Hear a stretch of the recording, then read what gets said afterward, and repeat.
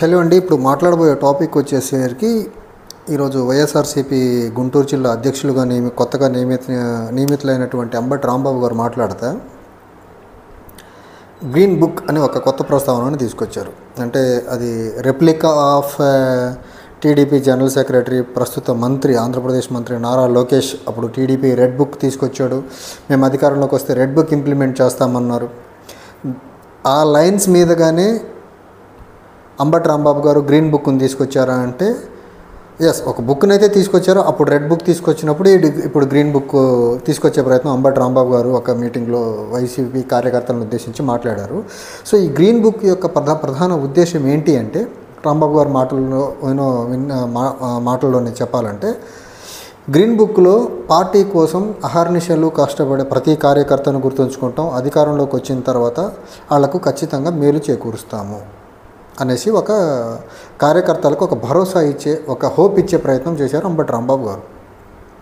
So ఆయన ఆ మాట చెప్పిన వెంటనే డయాస్ మీద ఉన్న వైసీపీ పార్టీ పెద్దలు చాలా హ్యాపీగా, చాలా ఆనందంగా కనిపించారు. అది టు బి హానెస్ట్, ఇప్పుడు మన జరిగిన ఎన్నికల్లో వాళ్ళు చవి చూసిన ఓటమికి కార్యకర్తలు ఒక ఉత్తేజాన్ని నింపేదానికి అంబటి రాంబాబు గారు చేసిన కామెంట్ ఏదైతే ఉందో ఖచ్చితంగా అది కార్యకర్తల్లో ఒక రకమైన పాజిటివ్ ఎనర్జీని నింపే ప్రక్రియగానే మనం చూడాలి.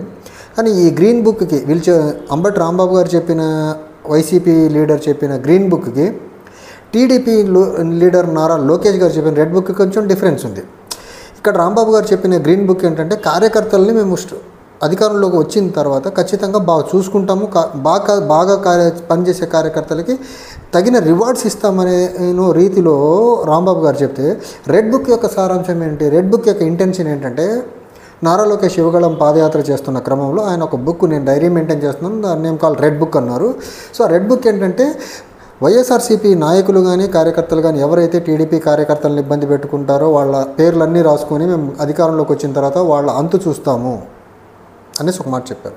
అట్ ద సేమ్ టైం వైసీపీకి అనుకూలంగా పనిచేసే అధికారులు ఎవరైతే వైసీపీ గవర్నమెంట్లో ఉన్నారో వాళ్ళ పేర్లు కూడా రాసుకొని మేము అధికారంలోకి వచ్చిన తర్వాత వాళ్ళకు కూడా తగిన బుద్ధి చెప్తాము, దీనికి వాళ్ళు తగిన మూల్యం కూడా చెల్లించుకోవాల్సి ఉంటుంది రెడ్ బుక్లో పేరు ఎక్కిందంటే అనేసి ఒక బెదిరింపు ధోరణితో ఒక హెచ్చరికలు జారీ చేసేలా నారా లోకేష్ గారి బుక్ ఉంది.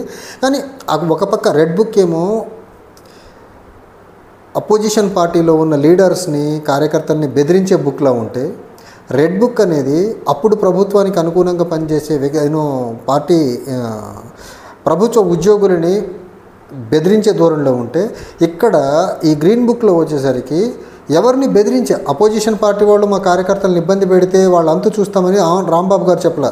నేను ఒక గ్రీన్ బుక్ మెయింటైన్ చేస్తా, ఈ బుక్లో అద్భుతంగా పార్టీ కోసం పనిచేసిన వాళ్ళు పోయిన పేర్లు రాసుకుంటాము, పార్టీ అధికారంలోకి వచ్చిన తర్వాత వాళ్లకు తగిన రివార్డ్స్ ఇస్తాము పార్టీ సైడ్ నుంచి అనేసి ఒక భరోసా ఒక పక్క గ్రీన్ బుక్ అంటే భరోసా ఇచ్చేదానికి ప్రేరణగా ఉంటే, రిప్రజెంటేషన్గా ఉంటే, రెడ్ బుక్ అనేది పగలు ప్రతీకారాలు తీర్చేదానికి సింబాలిక్ రిప్రజెంటేషన్గా సాక్షాత్ నారా లోకేష్ గారే చెప్పారు. అంటే గవర్నమెంట్ ఫామ్ అయిన తర్వాత, కూటమి గవర్నమెంట్ ఏర్పడ్డ తర్వాత కూడా టైం అండ్ అగైన్ వాళ్ళు మాట్లాడేది రెడ్ బుక్ అనేసి సమాజంలో ఒక భయానక సిచ్యువేషన్ క్రియేట్ చేసే పని చేస్తున్నారు. రెడ్ బుక్ అనేసి. సో ఆ రెడ్ బుక్ పర్యవసానమే లా అండ్ ఆర్డర్ చాలా ఫెయిల్ అవుతుంది. టీడీపీ ప్రభుత్వం, కూటమి ప్రభుత్వం వచ్చిన తర్వాత వేరే పార్టీలు, పర్టికులర్లీ వైఎస్ఆర్సీపీ కార్యకర్తల మీద దాడి జరుగుతూ ఉంది.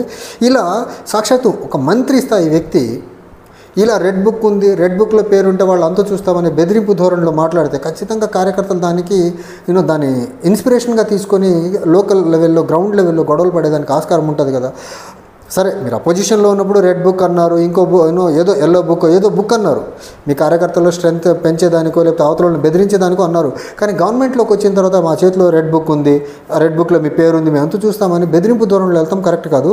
కానీ దాన్ని బేస్ చేసుకొని రాంబాబు గారు మాత్రం చాలా క్లియర్గా మా కార్యకర్తల పేర్లే రాస్తాము, అందులో బాగా పనిచేసిన వాళ్ళ పేర్లు రాసి మేము అధికారంలోకి వచ్చిన తర్వాత వాళ్ళకు తగిన రివార్డ్స్ ఇస్తామని చెప్తున్నారు.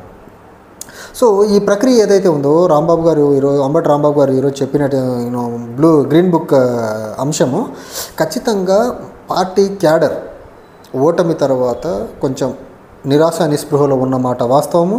వాళ్ళల్లో ఒక రకమైన ఎనర్జీని ఇచ్చేదానికో, లేకపోతే బాగా పనిచేస్తే మనకు రేపు గవర్నమెంట్ వచ్చిన తర్వాత బెటర్ పొలిటికల్గా బెటర్ ఫ్యూచర్ ఉంటుందనో అనుకునే వాళ్ళకి ఖచ్చితంగా అది ఒక మంచి పరిణామంగానే చెప్పాలి. తర్వాత ఇంకొకటి, జగన్మోహన్ రెడ్డి గారు ఓడిపోయిన తర్వాత కొద్ది రోజులు ఎవరికన్నా ఓడిపోయిన తర్వాత కొంచెం డిసప్పాయింట్మెంట్ ఉంటుంది. కానీ పార్టీని స్ట్రెంగ్తెన్ చేసుకుంటున్న విధానం, పర్టికులర్లీ జిల్లా అధ్యక్షుల్ని, తర్వాత వివిధ విభాగాలకు హెడ్స్ని నియమిస్తా, తర్వాత అధికార ప్రతినిధులు నియమించుకుంటా పార్టీని గ్రౌండ్ లెవెల్ నుంచి మళ్ళీ రీస్ట్రెంత్ చేస్తున్న విధానం అయితే చాలా బాగుంది. కానీ ఇక్కడ కూడా జగన్మోహన్ రెడ్డి గారు ఎవరైతే అతన్ని నమ్ముకొని ఉన్నారో వాళ్ళని మాత్రము ఏ ఎట్టి పరిస్థితుల్లో కూడా వాళ్ళని దూరం చేసే ప్రయత్నం చేయట్లా. జగన్మోహన్ రెడ్డిని నమ్ముకొని మొదటి నుంచి ఆయనతో పొలిటికల్గా జర్నీ చేసిన ప్రతి ఒక్కళ్ళకి జగన్మోహన్ రెడ్డి గారు తగిన మర్యాద, రాజకీయంగా పార్టీ పదవులతో గౌరవించుకుంటూనే వెళ్తున్నారు. సో ఒక లీడర్కి ఉండాల్సిన బేసిక్ ట్రైట్ ఏంటంటే తనకు నమ్ముకున్న వాళ్ళ కోసం నిలబడటం.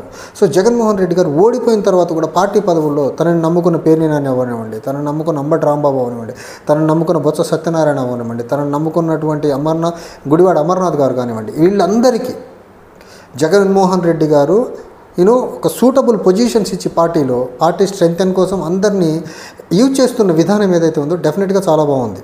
Thank you.